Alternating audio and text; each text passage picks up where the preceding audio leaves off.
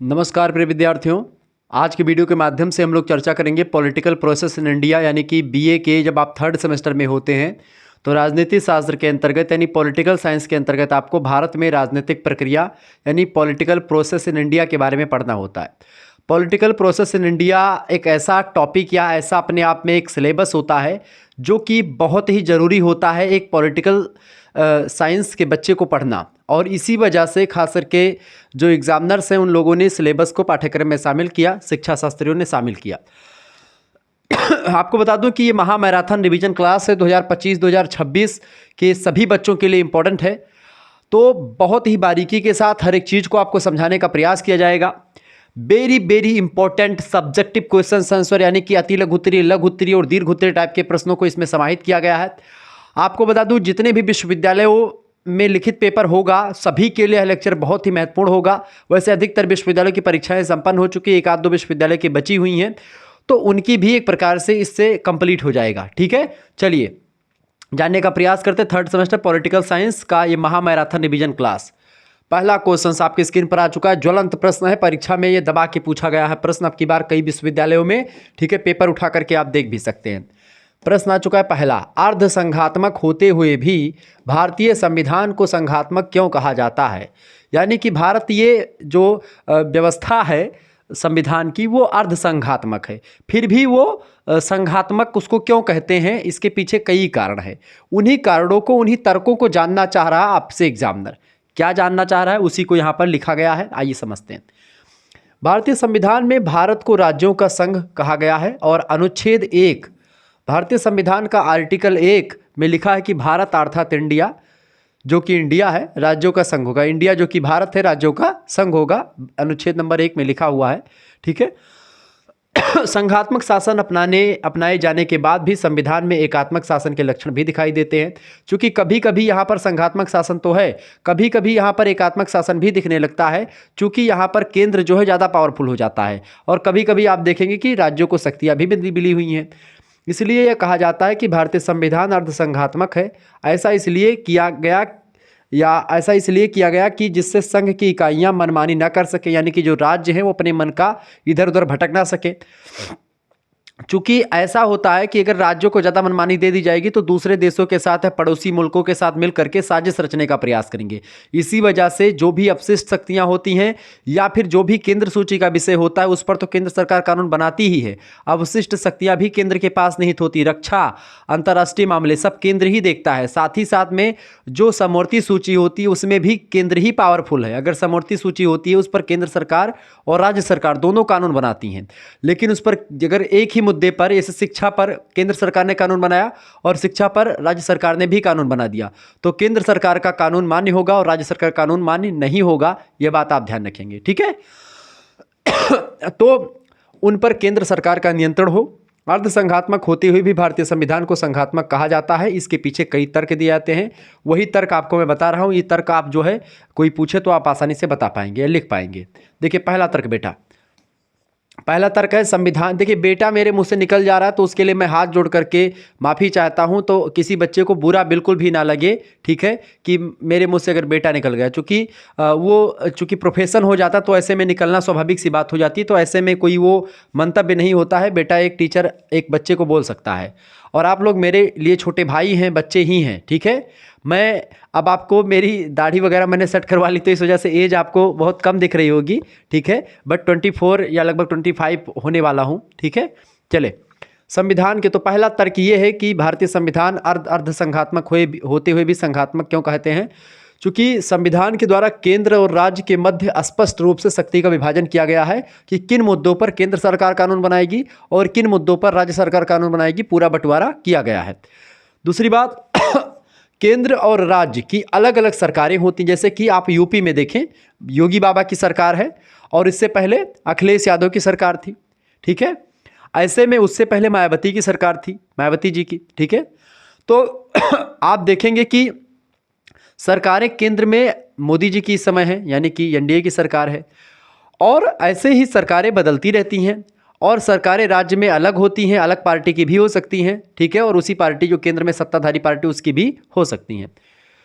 तीसरी, केंद्र और राज्य दोनों एक दूसरे से स्वतंत्र होते हैं। चौथी बात, स्वतंत्र न्यायपालिका, यानी कि सुप्रीम कोर्ट यहाँ पर स्वतंत्र है, हाई कोर्ट स्वतंत्र है। हाई कोर्ट पर और सुप्रीम कोर्ट कर न्यायपालिका पर न तो व्यवस्थापिका का कब्जा है और ना ही जो है संसद का कोई दबाव पड़ता है, ठीक है। कार्यपालिका और विधायिका से बिल्कुल भिन्न होती है न्यायपालिका। और पांचवी बात, भारतीय संविधान में सबसे बड़ी बात यह है भारतीय स्ट्रक्चर में कि संविधान की सर्वोच्चता है और संविधान का सर्वोच्च व्याख्याता सुप्रीम कोर्ट होता है। सुप्रीम कोर्ट ही बच्चों के यानी कि नागरिकों के मौलिक अधिकारों की रक्षा भी करता है। तो इस वजह से ये तमाम प्रकार के 5 फैक्टर्स हैं जिसकी वजह से हम इसको भारतीय संविधान जो कि अर्धसंघात्मक है फिर भी इसको हम संघात्मक कह सकते हैं, ठीक है। आगे बढ़ते हैं। अगला क्वेश्चन आ चुका है, फटाफट से आप देखने का प्रयास करेंगे। वीडियो को लाइक कर दीजिएगा, चैनल पर नए हैं तो सब्सक्राइब कर दीजिएगा। दूसरा क्वेश्चन आ चुका है, क्षेत्रीय राजनीतिक दलों की उत्पत्ति के क्या कारण है। क्षेत्रीय मतलब कि जो रीजनल पार्टीज होती हैं जो एक क्षेत्र विशेष में, जैसे कि मायावती जी की पार्टी वैसे तो राष्ट्रीय पार्टियों में शामिल होने की मतलब होती है, बट आप देखें छोटी छोटी पार्टियां जो एक राज्य में होती हैं और दूसरे राज्य में नहीं होती हैं, ठीक है, वो पार्टियां क्षेत्रीय पार्टी कही जा सकती हैं या फिर कुछ एक आध दो सीटों पर वो चुनाव लड़के जीत जाती हैं। सामान्य रूप से राज्य स्तरीय दलों को ही क्षेत्रीय दल के नाम से जानते हैं। जैसे आप देखेंगे यूपी में सपा की सरकार, सपा जो होती है यानी कि सपा, ये क्षेत्रीय पार्टी में आप शामिल कर सकते हैं इसको, ठीक है। ऐसे ही और भी एक आध दो पार्टियां, जैसे तमाम पार्टी है जो छोटी छोटी पार्टियां। भारत में सन 1967 ईस्वी के बाद क्षेत्रीय दलों की उत्पत्ति तेजी से होने लगी और इन दलों में केंद्रीय राजनीति को बहुत प्रभावित किया है, जिसके कारण से अब केंद्र में किसी भी दल को बहुमत मिलना बहुत मुश्किल हो जाता है। क्योंकि अगर ये एनडीए को छोड़ दे, बाकी मेरे हिसाब से कांग्रेस अपने दम पर या अकेले दम पर सरकार नहीं बना पाएगी। वैसे भाजपा भी अपने दम पर अकेले सरकार नहीं बनाती है, एनडीए में कई पार्टियां मिल करके तब बनाती हैं, ठीक है, ये बात ध्यान रखिए। जैसे बिहार की कई पार्टी होती हैं, दक्षिण भारत की अलग अलग पार्टियां होती, तो वो सब मिल करके बनाती हैं। क्षेत्रीय दलों की उत्पत्ति के मुख्य कारण निम्न है। पहला कारण, उस क्षेत्र का समुचित आर्थिक और सामाजिक विकास ना हो पाना। अगर किसी भी क्षेत्र का अच्छे तरीके से आर्थिक यानी इकोनॉमिकल एंड सोशल डेवलपमेंट नहीं होता है तो वहाँ पर उस एरिया की पार्टी बन जाती है। उनको लगता है कि भाई हमारा विकास नहीं हो रहा है और हमारे तरफ से जब कोई बंदा या कोई पार्टी होगी तो हमारा विकास होगा, इस वजह से बनती है। दूसरा कारण, संकीर्ण नेतृत्व, यानी कि नेतृत्व, जैसे कोई नेता हो गया वो केवल अपने एरिया के बारे में सोच रहा है और दूसरे एरिया को छोड़ दे रहा है, तो ऐसे में भी क्षेत्रीय पार्टियां निकलेंगी। इसके साथ ही साथ क्षेत्र में लोगों की बढ़ती हुई जागृति, चूँकि अलग अलग देखिए दक्षिण भारत के लोग अपनी अपनी पार्टियां बनाने लगे, ऐसे ही आप देखते हैं उत्तर भारत में, पश्चिमोत्तर भारत में, सब जगह पर चूँकि जागरूकता फैलती गई, अपनी अपनी पार्टियाँ बनती गई, ठीक है। चौथी बात, केंद्र और राज्य के मध्य विवादों का होना। ये चूंकि केंद्र और राज्य के बीच में जो विवाद होते तो विवादों के परिणाम स्वरूप भी पार्टियों का गठन क्षेत्रीय स्तर पर हो जाता है। इसके अलावा केंद्र में एक दलीय सरकार की निरंकुशता ना होने पाए, इस वजह से भी पार्टियां बनती रहती छोटी छोटी, ताकि वो छोटी छोटी पार्टियां मिल करके बड़ी पार्टी को दबा देती हैं कभी कभी, ठीक है। भाषाई आधार पर राज्यों का गठन जो एक प्रकार से हो रहा है, इस वजह से भी चीज़ें बढ़ी हैं। चूँकि जैसे कि आप देखेंगे दक्षिण भारत के अधिकतर राज्यों में जो है अलग अलग राज्यों में अलग अलग भाषा का प्रभुत्व है। जैसे तमिलनाडु में तमिल भाषा बोली जाती है, ठीक है, केरल में मलयालम बोली जाती है, ठीक है, कन्नड़ बोली जाती है कहीं पर, ठीक है। ऐसे ही आप देखेंगे तेलुगु, तमिल, मलयालम, तमाम प्रकार की भाषाएं जो है दक्षिण भारत में अलग अलग राज्यों में बोली जाती हैं, ठीक है। ऐसे ही या गुजरात में गुजराती हो गई, या महाराष्ट्र में मराठी हो गई, ऐसे अलग अलग राज्यों में जो है पश्चिम बंगाल में बंगाली हो गई, ठीक है। तो इस वजह से क्षेत्रीय आधार पर चूंकि जब राज्यों का गठन हुआ तो क्षेत्रीय स्तर पर पार्टियां भी अलग अलग वहां की बन गई। अगला क्वेश्चन आपकी स्क्रीन पर आ चुका है, क्षेत्रीय और राष्ट्रीय राजनीतिक दलों में अंतर स्पष्ट कीजिए। देखिए क्षेत्रीय और राष्ट्रीय राजनीतिक दलों में निम्नलिखित मुख्य अंतर देखे जा सकते हैं। पहला अंतर है, क्षेत्रीय दल किसी क्षेत्र विशेष से अपना संबंध रखते हैं और वे उसी क्षेत्र का विकास करना चाहते हैं जिस क्षेत्र से वो आते हैं, जबकि राष्ट्रीय दल होता है वो पूरे देश से अपना संबंध रखते हैं और पूरे देश का विकास करना चाहते हैं। दूसरा अंतर, क्षेत्रीय दल जो होते हैं रीजनल पार्टी, वो अपना विकास चाहते हैं, वो राष्ट्रहित को गौण मानते हैं, यानी कि राष्ट्र का हित हो या ना हो उससे उनका मतलब नहीं होता है। उनको खुद का पेट भरना चाहिए या उनके खुद के एरिया का एक प्रकार से विकास हो, उनको उतना ही मतलब होता है। देश स्तर पर विकास हो या ना हो वो उतना नहीं सोचते हैं, जबकि राष्ट्रीय दल संपूर्ण देश का विकास करना चाहते हैं। तीसरी बात, क्षेत्रीय दल के विचार संकीर्ण होते हैं। क्षेत्रीय दल केवल अपने ही क्षेत्र के बारे में सोचता है, इस वजह से संकीर्ण विचारधारा को फॉलो करते हैं।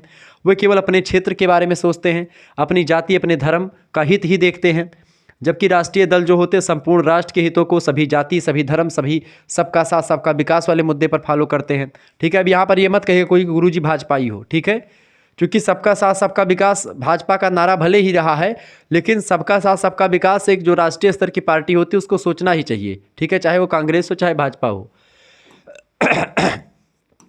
क्षेत्रीय दल नेताओं के व्यक्तित्व से ज़्यादा प्रभावित होते हैं, जबकि राष्ट्रीय दल में नेताओं की अपेक्षा पार्टी काफ़ी महत्वपूर्ण होती है। जैसे आप देखेंगे क्षेत्रीय दल में क्या होता है कि जैसे मुलायम सिंह ने बनाई पार्टी, तो वो उनकी वजह से पार्टी कुछ दिन चली, तो ये व्यक्तित्व तो उनका बड़ा प्रखर था, ठीक है। जैसे लेकिन आप देखेंगे कि जैसे कुछ लोग, अब जैसे अखिलेश यादव भी ठीक ठाक नेता हैं, अपने आप में बढ़िया नेता हैं अखिलेश यादव, ठीक है। अब चूंकि पढ़े लिखे भी ठीक ठाक है, राहुल गांधी भी बढ़िया नेता हैं, लेकिन कभी कभी क्या होता है कि राहुल गांधी को लोग मौज मस्ती के चक्कर में जो है मतलब उनकी रील वगैरह बना करके इधर उधर से उनको मतलब कभी कभी क्या होता है पूरी बातें नहीं सुनते हैं लोग, और केवल रील बना करके किसी व्यक्ति के व्यक्तित्व पर प्रश्न चिन्ह खड़ा करते हैं। और मेरे हिसाब से ये गलत बात है बिल्कुल भी, किसी की क्लिप काट करके बस केवल उसको जो है मूर्ख बनाना या उसको नहीं समझना। उनको जैसे राहुल गांधी जी को पप्पू बहुत सारे बच्चे मतलब कि बहुत सारे लोग हम देखते हैं आसपास के एरिया कि वो पप्पू हैं, ये हैं, वो हैं। बहरहाल राहुल गांधी बहुत ब्रिलियंट आदमी है, इंग्लिश बहुत फर्राटेदार बोलते हैं, ठीक है। तो उनके एक नेता है शशि थरूर, बड़ी ज़बरदस्त अंग्रेजी बोलते हैं। चले, हालांकि वो तो जबकि राष्ट्रीय पार्टियों में नेताओं की अपेक्षा पार्टी यानी भाजपा पार्टी इंपॉर्टेंट है। भाजपा से एक समय ऐसा था जब भाजपा से पार्टियां होती थी तो भाजपा के नाम पर ही लोग जीत जाते थे। एक समय था कांग्रेस के नाम पर ही लोग जीत जाते थे, क्योंकि राष्ट्रीय स्तर की पार्टी है तो उनका अलग छवि बनी हुई, उनमें व्यक्तित्व इंपॉर्टेंट नहीं, उनमें पार्टी इंपॉर्टेंट है। जबकि क्षेत्रीय दलों में व्यक्तित्व इंपॉर्टेंट होता है, नेता इंपॉर्टेंट होते हैं। अगला क्वेश्चन, क्षेत्रीय या राज्य स्तरीय दलों को मान्यता किस आधार पर दी जाती है? कोई क्षेत्रीय पार्टी या कोई राज्य स्तरीय पार्टी जब होती है उसको मान्यता किस आधार पर दी जाती है, यानी कितना उसके पास क्वालिटी हो या क्या क्या चीज़ें उसको करनी पड़ती है एक पार्टी को प्रमाणित करवाने के लिए। देखिए, निम्नलिखित शर्तों को पूरा करने वाले दलों को ही क्षेत्रीय दल की मान्यता दी जाती है। जैसे कि अगर आपको पहली बात, लोकसभा के लिए उस राज्य से निर्वाचित प्रत्येक 25 सदस्यों या उस संख्या की किसी भिन्न के पीछे कम से कम एक सदस्य निर्वाचित द्वारा सदन में भेजा जा चुका हो, यानी कम से कम 25 सदस्यों में से एक सदस्य, जैसे अगर 50 सदस्य हैं किसी राज्य से तो वहाँ से 2 सदस्य कम से कम आपको संसद में भेजना, 2 सांसद आपके होंगे तभी आपको मिलेगा, ठीक है, क्षेत्रीय दल की पार्टी। या फिर उस राज्य की विधानसभा के लिए प्रत्येक 30 सदस्यों के पीछे कम से कम एक सदस्य उस दल का निर्वाचित हो, यानी कि अगर लोकसभा की क्राइटेरिया नहीं पूरी हो पा रही, 25 लोकसभा सीट यानी 25 सांसद में से एक सांसद कम से कम आपकी पार्टी का होगा तो आपको मिल जाएगा, ठीक है।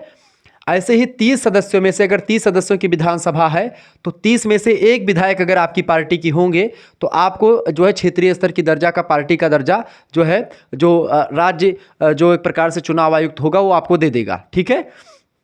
दूसरी आहारता या योग्यता ये होती है उस पार्टी की कि राज्य में हुए लोकसभा या विधानसभा के निर्वाचन में कुल वैध मतों का, वैध मत मतलब कि इनवैलिड मतों को छोड़ दें, और जो वैध मत है उन मतों का, मान लेते हैं कि अगर 100 वोट जो है कुल मिलाकर के पड़ा वैध मत, तो उनमें से 4 वोट जो है, कम से कम 4 वोट उस पार्टी को अवश्य मिलना चाहिए। 4 वोट, 100 में से 4 वोट।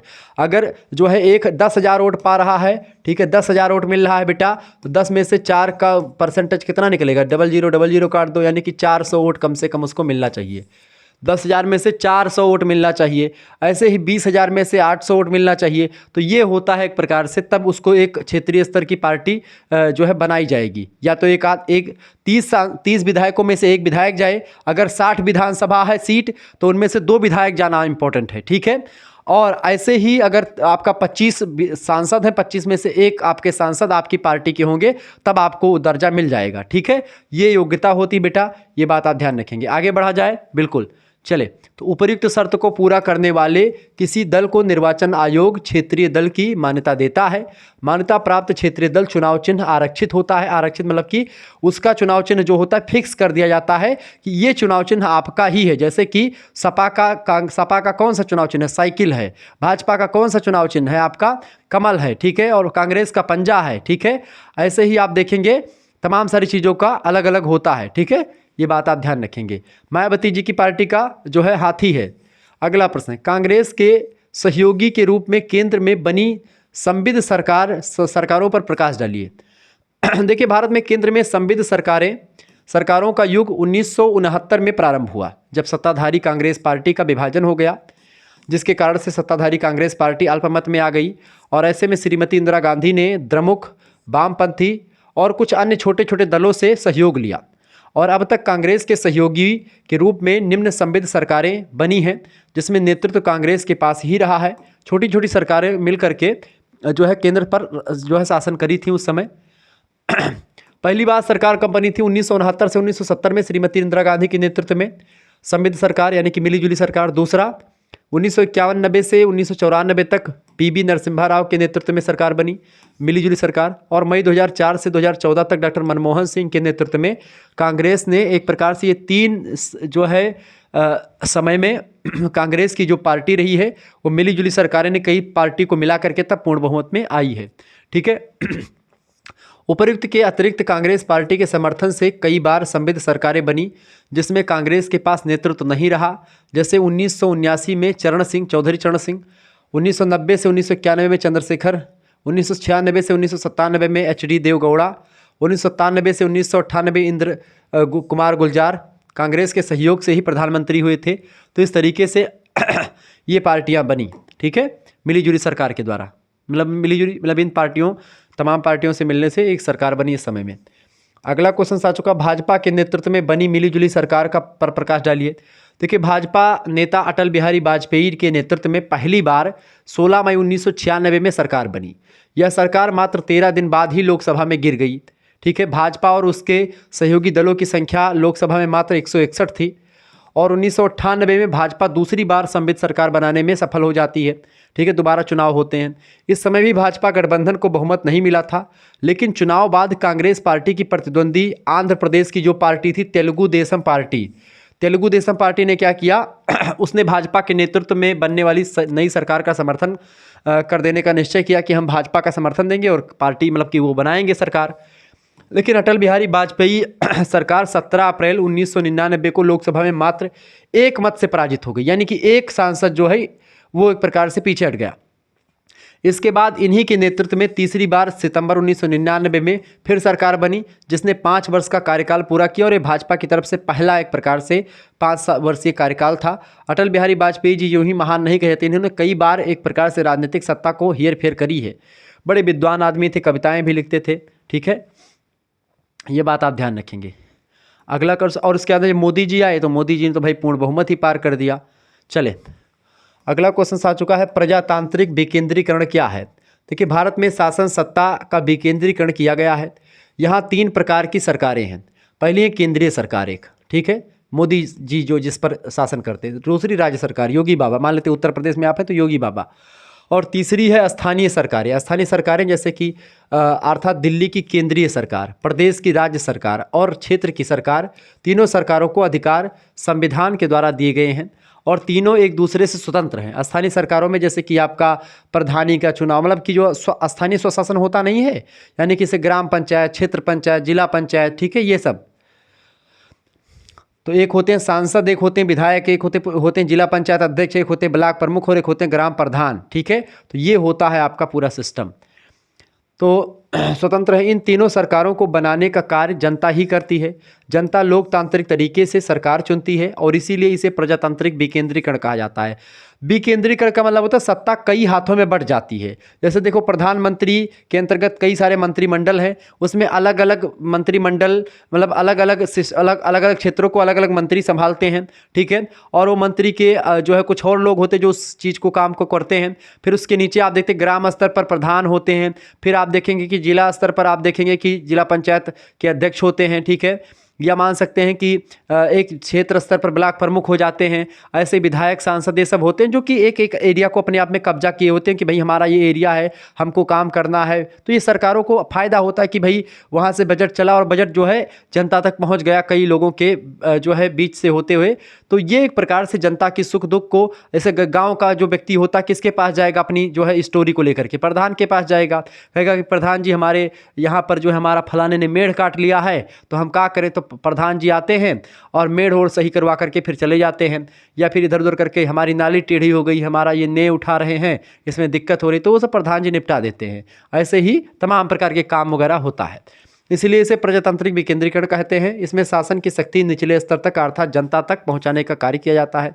संविधान के द्वारा तीनों सरकारों की शक्तियों का बंटवारा किया गया है कि कौन से मुद्दों पर कौन कौन सी सरकारें काम करेंगी। तीनों के आय के स्रोत भी अलग अलग है। राष्ट्रीयता, महात्मा गांधी ने कभी कहा था कि सच्चा भारत गांव में निवास करता है। गांव और क्षेत्र का जनप्रतिनिधि ही स्थानीय समस्याओं का समाधान कर सकता है, इसीलिए स्थानीय सरकार का विशेष महत्व रहा है। ठीक है, ये बात आप ध्यान रखेंगे। आगे देखते हैं ग्राम पंचायत क्या है। देखें, ग्राम पंचायतों की अगर बात की जाए तो ग्राम पंचायत विधि अधिनियम 1994 में कहा गया है कि राज्य सरकार प्रत्येक स्थिति में 1000 की जनसंख्या पर एक ग्राम पंचायत का गठन करेगी, यानी 1000 जनसंख्या पर एक ग्राम सभा होगी। अब अगर 1000 जनसंख्या नहीं पूर्ण होती उस ग्राम में, तो क्या होगा कि पड़ोसी गांव की जनसंख्या को कुछ मिला करके कुछ एरिया को और 1000 लोगों को पूरा किया जाएगा। ठीक है, कभी कभी आपने देखा होगा कि भाई 2 पुरवा इधर के आकर के मिल करके एक ग्राम सभा बनाते हैं। ठीक है, 4 पुरवा और मिलकर के 5 पुरवा मिल करके एक ग्राम सभा बना लेते हैं। तो ग्राम सभा की क्राइटेरिया कम से कम 1000 लोग या 1000 वोटर से अधिक होने चाहिए। अगर 1000 वोटर से कम है तो बगल वाले गाँव से 4-5 जो है घर को जोड़ लिया जाता है, या एक प्रकार से पूरा का पूरा पुरवा ही जोड़ लिया जाता है, भले वो 1500 हो जाए। ठीक है, यदि किसी ग्राम की जनसंख्या 1000 से कम है तो उसके बगल के ग्राम में उसको मिला दिया जाता है। ग्रामों के इस समूह को पंचायत क्षेत्र कहा जाएगा।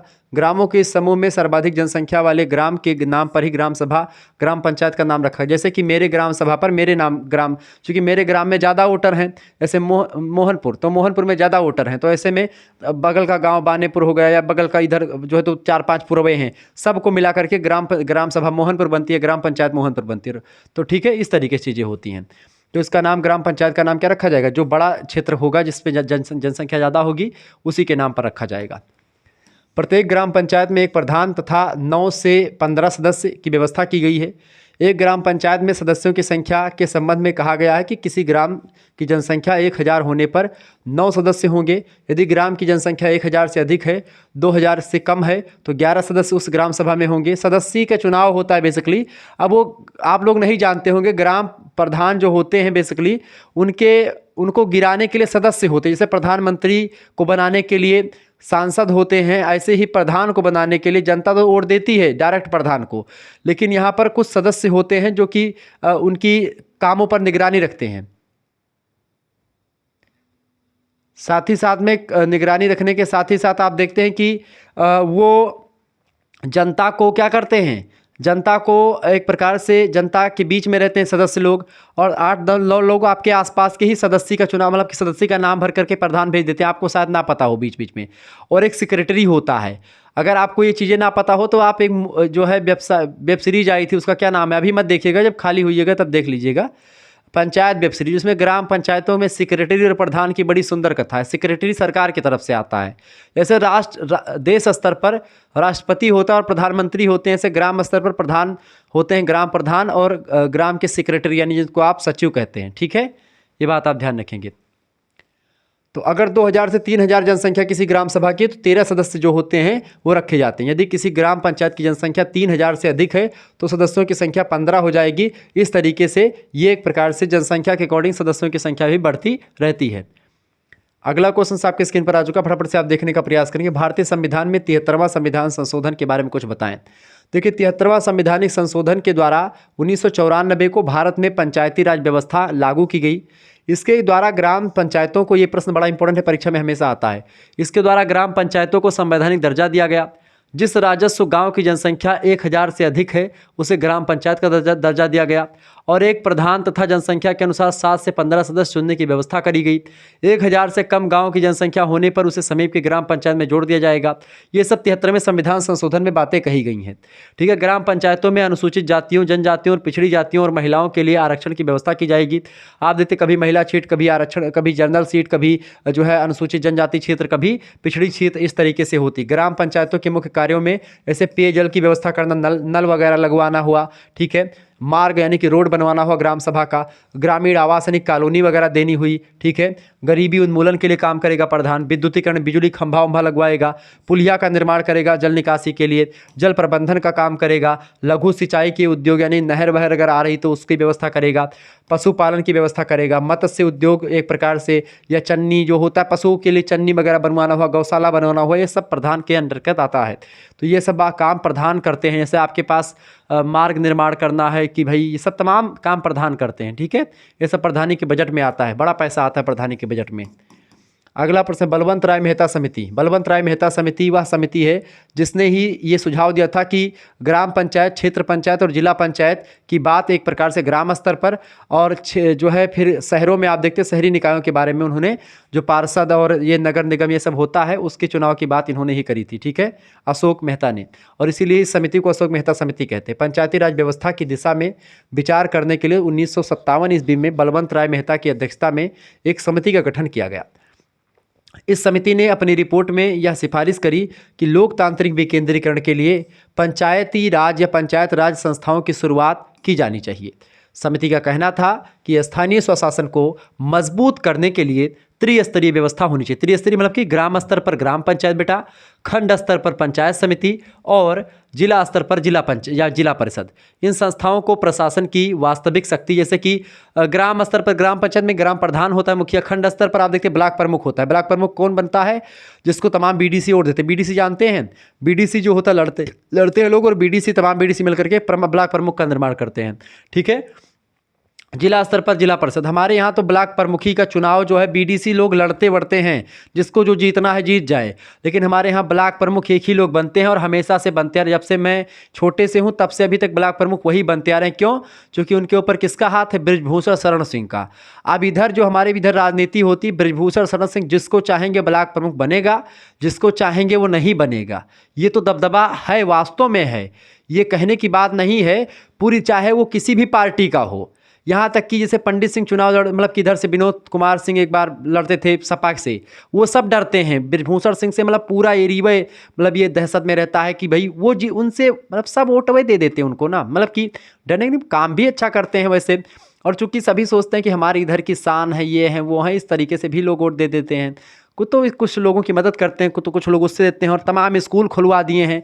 आप अगर उनके स्कूलों की बात करेंगे, अवध विश्वविद्यालय से बड़ा बनवा दिया नंदनी नगर विश्वविद्यालय। आप नंदनी विश्वविद्यालय मतलब नंदनी कॉलेज देख लेंगे आकर के, नवाबगंज में है, इतना धाकड़ कॉलेज बनवा दिया है महाराज कि जिसका कोई जवाब नहीं, ठीक है। उतना बड़ा तो डॉक्टर राम मनोहर लोहिया अवध विश्वविद्यालय बगल में थोड़ी दूर पर पड़ता है, वो नहीं है। अब आप सोच सकते हो कितना दबदबा कायम करके रखें। हालांकि मैं चाहूँ तो उसमें पढ़ाने जा सकता हूँ, लेकिन टाइम नहीं मिलता है मुझे, ठीक है। एक बार खाली ये कहते हैं कि मतलब कि एक बार खाली ये बता दूं कि मैं पढ़ाने के इच्छुक हूँ, तुरंत घर से उठा लेंगे। तो इन संस्थाओं को प्रशासन ही की वास्तविक शक्ति तथा उत्तरदायित्व प्रदान किया जाए, और सामाजिक विकास के कार्यक्रम इन्हीं संस्थाओं के माध्यम से चलाया जाना चाहिए।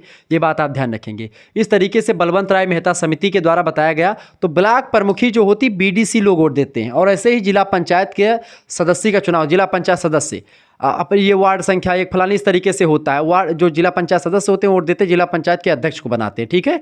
इस तरीके से पूरा सिस्टम चलता रहता है। क्लियर? आगे देखिएगा अगला क्वेश्चन। अब इधर के ही ओझा जी थे भाई, वो चले गए उधर, क्या नाम है उनका, अरविंद केजरीवाल जी की पार्टी में, पटपरगंज से चुनाव लड़ रहे हैं। अगला क्वेश्चन, ग्राम पंचायतों में महिलाओं के लिए आरक्षण। देखें, 73वें संविधान संशोधन के द्वारा भारतीय संविधान में 11वीं अनुसूची जोड़ी गई, और 74वें संविधान संशोधन के द्वारा 12वीं अनुसूची जोड़ी गई है, ठीक है। दोनों ध्यान रखेंगे।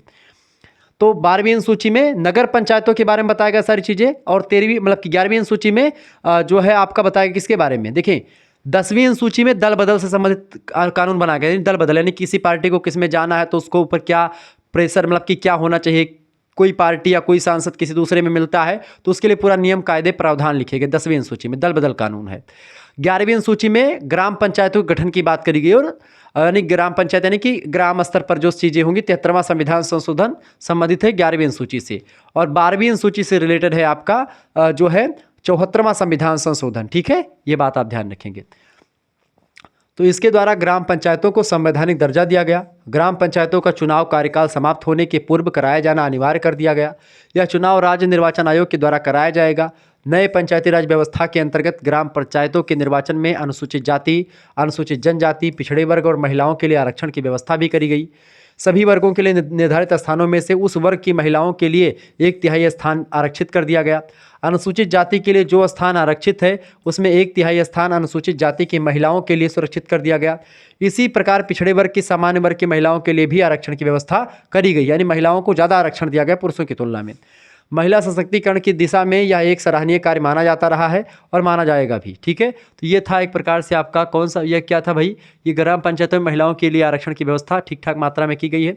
देखिए कुछ बच्चे हमारे लगातार कमेंट करते हैं कि गुरुजी 4th सेमेस्टर की क्लास शुरू कर दीजिए। देखिए 4th सेमेस्टर का ग्रुप बन चुका है, जिन बच्चों को जुड़ना है तो फटाफट से आप जुड़ जाइए, क्लास जल्दी प्रारंभ कर देंगे।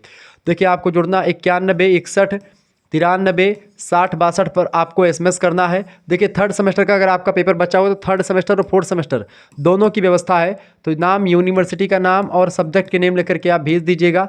अगर आपको केवल अगर आपको 3rd सेमेस्टर का ग्रुप ज्वाइन करना है तो 100 रुपीज़ आपके लगेंगे 3rd सेमेस्टर के लिए। ठीक है, और अगर आपको केवल आपको जो है 4th सेमेस्टर का जुड़ना तो भी आपको 100 रुपीज़ ही लगेंगे। ठीक है, ये दोनों फीस है, चाहे अभी ले चाहे 10 दिन बाद ले। लेकिन अगर आप दोनों को एक साथ लेते हैं 3rd सेमेस्टर और 4th सेमेस्टर को, तो आपको एक प्रकार से 50 रुपये की छूट मिल जाएगी, यानी कि 150 रुपीज़ में, यानी 150 रुपये में ही आपके लिए व्यवस्था कर दी जाएगी PDF वगैरह की। ठीक है, यह बात आप ध्यान रखेंगे।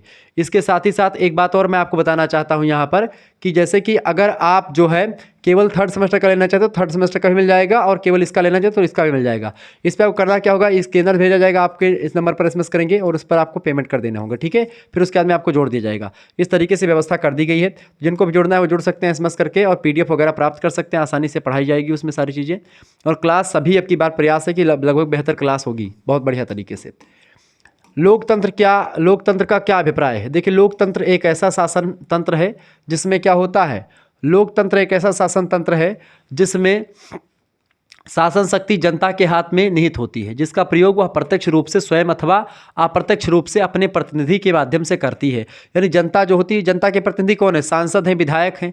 सांसद और विधायक को वोट देती जनता, और विधायक जो है मुख्यमंत्री चुनता है, सांसद जो है वो प्रधानमंत्री को बनाता है। तो यानी कि अप्रत्यक्ष रूप से हमारा चुनाव होता है, और अप्रत्यक्ष प्रजातंत्र ही हमारे भारत में फैला हुआ है। ठीक है, डायरेक्ट डेमोक्रेसी एक ही देश में है, और वो देश कौन सा है?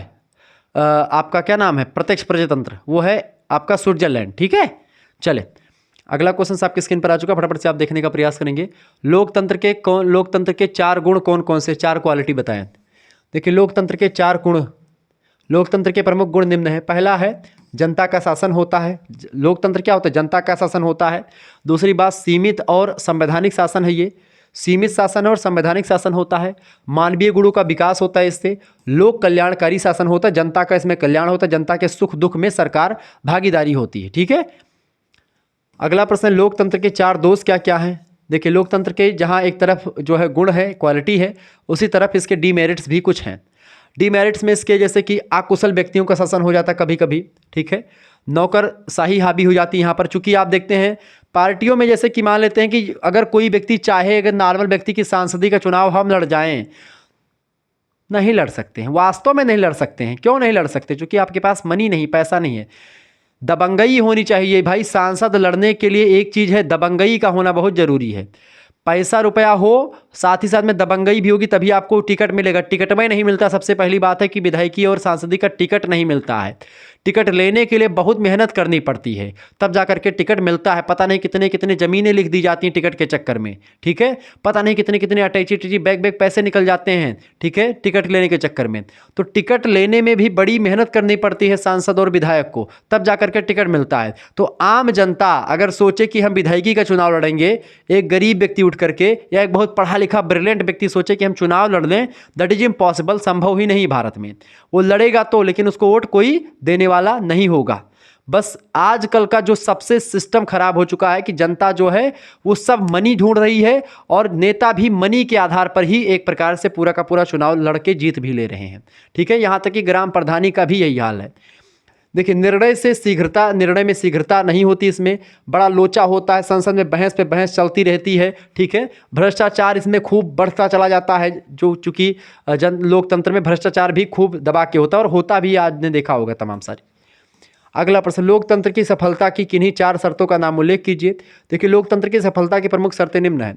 लोकतंत्र के प्रति आस्था, पहली बात। लोकतंत्र के अनुरूप आर्थिक और सामाजिक परिस्थितियां। तीसरा, शासन का विकेंद्रीकरण। और चौथा, प्रशुद्ध जनमत। लोकतंत्र की सफलता इसी वजह से, क्योंकि इसका शासन जो है वो कई लोगों के हाथों में बटा हुआ है, यानी विकेंद्रीकरण है। सत्ता का केंद्रीकरण नहीं, सत्ता का विकेंद्रीकरण है, यानी सत्ता कई लोगों के हाथ में बटी हुई है। ठीक है, इसके अलावा लोकतंत्र के अनुरूप आर्थिक और सामाजिक परिस्थितियां भी विद्यमान है। आज के अगर भौतिकवादी समाज में कोई राजशाही चलाता तो फिर वो एक प्रकार से ढह ही जाएगा। ठीक है, लोकतंत्र के प्रति आस्था भी जनता की भी है और लोगों की भी है, और सारे अधिकतर बड़े देशों में लोकतंत्र है। प्रशुद्ध जनमत भी है। अगला प्रश्न, लोकतंत्र को परिभाषित कीजिए। अब्राहम लिंकन नाम के एक राष्ट्रपति हैं, बेसिकली ये अमेरिका के राष्ट्रपति थे, अब्राहम लिंकन जी। कहते हैं कि लोकतंत्र शासन का वह रूप है जिसमें जनता का जनता के द्वारा और जनता के लिए किया गया शासन होता है। जनता का जनता के द्वारा जनता के लिए किया गया शासन ही लोकतंत्र होता है। अब्राहम लिंकन का यह परिभाषा बड़ी फेमस है। दूसरी परिभाषा आप लिख देंगे, लोकतंत्र वह शासन है जिसमें प्रत्येक व्यक्ति का एक भाग होता है। जॉर्ज सीले ने कहा था। जॉर्ज सीले बड़े अच्छे जो है मतलब कि ये है, क्या नाम है, पॉलिटिकल साइंटिस्ट हैं। नेक्स्ट क्वेश्चन आपकी स्क्रीन पर आ चुका है। लोकतंत्र की कोई 4 समस्याएं लिखें। लोकतंत्र की समस्याएं। पहली समस्या, अयोग्यता की पूजा या मूर्खों का शासन भी इसको कह सकते हैं। ठीक है, कह सकते हैं, बिल्कुल बात है, इसमें मूर्खों का शासन हो सकता है। जनता जिसको चुन ले, चाहे वो मूर्ख हो चाहे जो हो, शासन करेगा। ठीक है। दूसरी बात, दल प्रणाली का अहितकर प्रभाव इस पर पड़ रहा है, चूंकि जो दल प्रणाली है, पॉलिटिकल पार्टीज जो होती हैं, इसका भी एक प्रकार से नकारात्मक प्रभाव भी पड़ता है।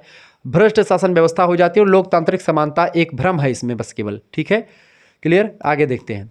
लेकिन इसके जैसा कोई और शासन पद्धति है भी तो नहीं, इसी वजह से ये फॉलो होती चली आ रही है, क्योंकि इसके विकल्प में कोई और दूसरी जो है शासन पद्धति ही नहीं है जो इसका टक्कर दे सके। लेकिन इसमें दोष बहुत सारे हैं, लेकिन और जो व्यवस्थाएं उनमें और ज़्यादा दोष हैं। ठीक है। अगला क्वेश्चन, भारत में लोकतंत्रीकरण की प्रक्रिया के प्रथम या प्रमुख सोपानों की व्याख्या कीजिए। देखिए, वह प्रक्रिया जिसके माध्यम से एक राजनीतिक सरकार लोकतांत्रिक बनती है या एक डेमोक्रेटिक कंट्री बनती है, वह प्रक्रिया कहलाती है लोकतंत्रीकरण। उसे लोकतंत्रीकरण के रूप में जाना जाता है। भारत में लोकतंत्रीकरण की प्रक्रिया के 3 प्रमुख सोपान स्तर या स्टेज है। पहला स्थानीय स्तर, दूसरा है राज्य स्तर और तीसरा है केंद्रीय स्तर। स्थानीय स्तर पर ग्राम पंचायत, क्षेत्र पंचायत, जिला पंचायत, ये होते हैं ग्राम स्तर पर।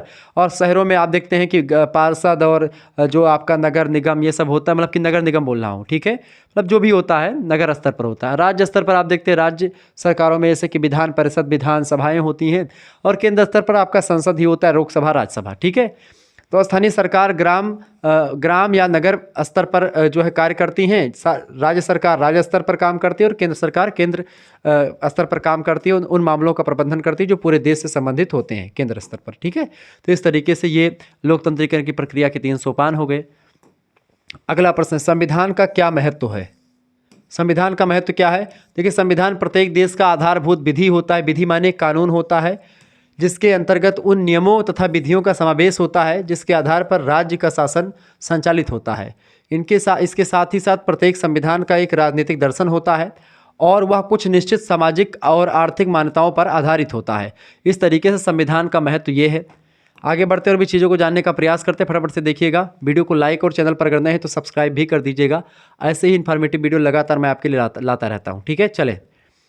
अगला क्वेश्चन आ चुका है भैया। प्रश्न, क्षेत्रीयतावाद को किस प्रकार से रोका जा सकता है, उल्लेख कीजिए।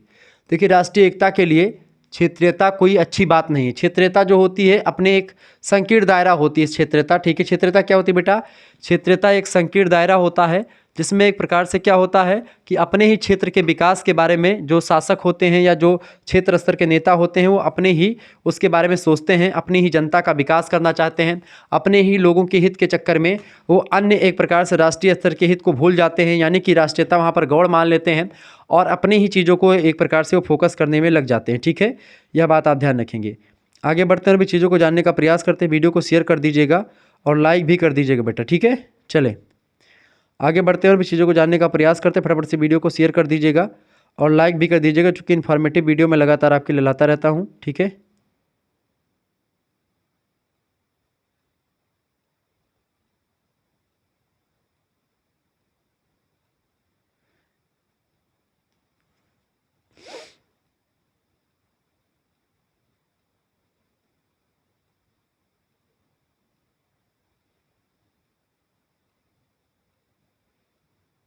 ओके, चलें आगे बढ़ते हैं। अगला क्वेश्चन आपके स्क्रीन पर आ चुका है, सभी लोग देखने का प्रयास करेंगे। बहुत ही ज़बरदस्त क्वेश्चन आ चुका है बेटा। प्रश्न क्या है आपका, चलें। हाँ, अगला क्वेश्चन आपका देखिए, क्षेत्रीयतावाद किस प्रकार रोका जा सकता है। क्षेत्रीयतावाद को, इसके कई प्रकार हैं। ठीक है, कई प्रकार हैं, जैसे कि आप देखेंगे।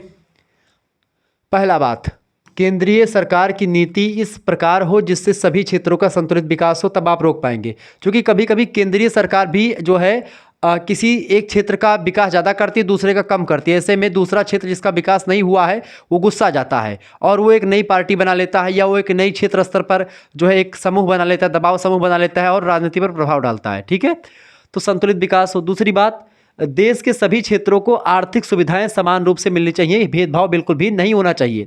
इसके अलावा भाषा संबंधी विवाद का हल शीघ्र से शीघ्र किया जाना चाहिए। इस संबंध में सभी क्षेत्रीय भाषाओं को सम्मान दिया जाना चाहिए और समान मान्यता दी जानी चाहिए, ताकि कोई भी भाषा को या कोई भी भाषा के लोगों को हीन भावना का महसूस ना हो। ठीक है, ये बात आप ध्यान रखेंगे।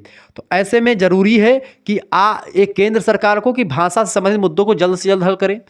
इसके अलावा देश के किसी क्षेत्र में किसी भाषा को ज़बरदस्ती ना लादा जाए कि आपको संस्कृत बोलना है तो बोलना है, आपको हिंदी बोलना है तो बोलना है। अरे नहीं बोलने का मन है आप मत बोलिए, आप अपनी भाषा बोलिए। तमिल वाला तमिल बोले, ठीक है, बंगाली वाला बंगाली बोले, कन्नड़ वाला कन्नड़ बोले, मलयालम वाला मलयालम बोले, हिंदी वाला हिंदी बोले, गुजराती वाला गुजराती बोलेगा। क्या ज़रूरत है भाषा को थोपने की? हाँ, लेकिन एक राष्ट्रभाषा होना बहुत ज़रूरी है और मेरे हिसाब से हिंदी राष्ट्रभाषा हो सकती है, और हो इसलिए सकती है क्योंकि हिंदी कई राज्यों की बोली है। ठीक है, कई लोग उसको फॉलो करते हैं। अब ऐसे में दक्षिण भारत के लोग अगर सोचे कि हमारी तो उनकी कोई बड़ी भाषा तो है भी नहीं कि भाई साथ में सभी लोग इकट्ठा होकर के आए और बोले कि हाँ हिंदी जो है को क्यों नहीं किया जाना चाहिए। तो भाई चूंकि हिंदी के किए जाने के पक्ष में कई तर्क हैं। ठीक है, चले बहरहाल उस पर चर्चा नहीं करते, बड़ा लंबा हो जाएगा वीडियो। प्रचार के विभिन्न साधनों के माध्यम से विभिन्न संस्कृतियों के साथ समान बर्ताव किया जाना चाहिए। किसी संस्कृति को, किसी कल्चर को ये ना लगे कि हमसे भेदभाव हो रहा है और बहुसंख्यक को ज़्यादा सरकार देख रही है या अल्पसंख्यक को कम देख रही है, ऐसा ना लगे। केंद्रीय मंत्रिमंडल में सभी क्षेत्रों को समान प्रतिनिधित्व दिया जाना चाहिए। जहाँ तक संभव हो या व्यवहारिक हो, सभी क्षेत्रों, सभी भाषाओं और सभी जातियों की आकांक्षाओं की पूर्ति की जाए केंद्र सरकार के द्वारा। इसके अलावा भारतीय संघ की जो संकीर्ण भावनाएं हैं उन्हें दूर किया जाना चाहिए, जिससे एक प्रकार से क्षेत्रतावाद को हम कम कर सकते हैं। ये कई सारे फैक्टर हैं, कई सारे जो है संभावनाएं, मतलब कि कई सारे वजह से आप देखते हैं कि क्षेत्रतावाद बढ़ रहा है। इसको कम करने के लिए तमाम प्रकार के उपाय आप अपना सकते हैं। क्लियर? ये प्रश्न आपसे पूछा जाएगा, आप इन चीज़ों को लिख दीजिएगा। आगे देखते हैं, अगला क्वेश्चन आपकी स्क्रीन पर आ चुका है।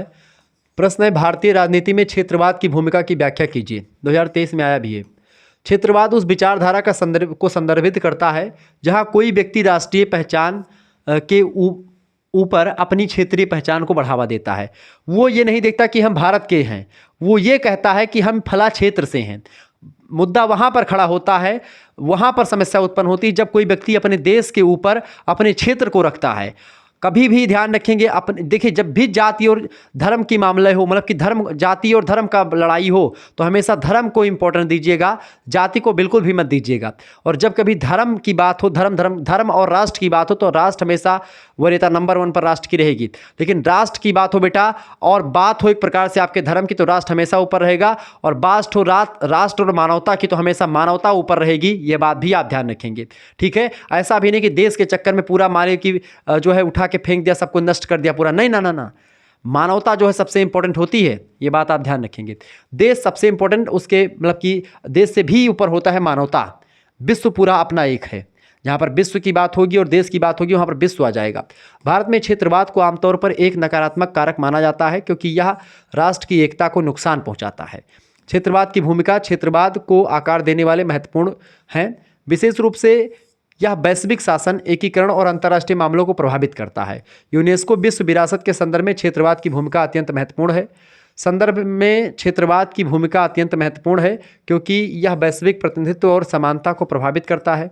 वास्तव में क्षेत्रवाद का अभिप्राय किसी देश के उस छोटे से क्षेत्र से है जो आर्थिक, सामाजिक और आदि कारणों से अपने को अलग मान लेता है, अपने को पृथक अस्तित्व के लिए जागृत करता है कि उसको लोग अलग से जाने। ठीक है, यह बात आप ध्यान रखेंगे।